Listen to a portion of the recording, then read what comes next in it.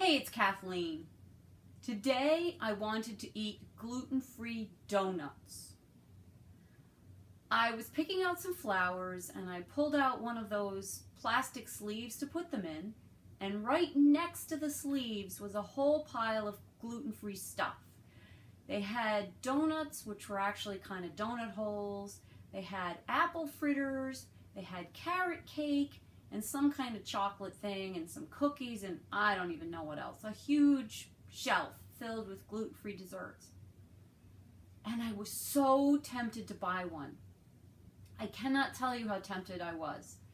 And I don't normally care about sweets, so this was kind of weird. I stood there for the longest time looking at them longingly, wanting to buy one. They didn't have any labels on them to tell me how many calories or how much sugar was in them, but I could imagine just how much sugar was in it. Finally, I had the guts to walk away. I can't even tell you how hard that was. I couldn't figure out why I wanted to eat these things. Granted, they were right in front of my face and there was a large stack of them, but they didn't look all that great, just kind of okay. So as I walked away, choosing not to buy the gluten-free donuts and went over to get some lunch, I thought to myself, why did I want those so badly?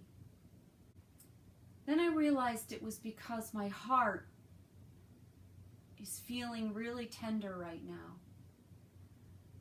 It's a little bit broken in places. And I'm feeling kind of vulnerable and scared. And that's why I wanted the gluten-free donuts. I didn't really want the donuts for what they were. I didn't want them for the taste. I wanted them for how I thought they would make me feel. Fortunately, I recognized what the problem was and decided not to buy the gluten-free donuts. But then I went to another part of the store and I wanted to buy and eat more junk food.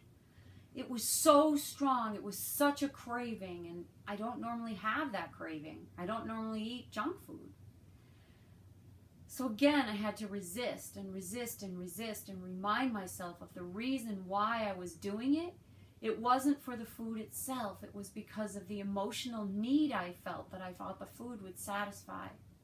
By the time I got home, it was just as strong as it had been in the store. Only this time it wasn't so much about gluten-free donuts as it was about ice cream or candy or cookies or something. I managed to avoid all but one chocolate-covered almond.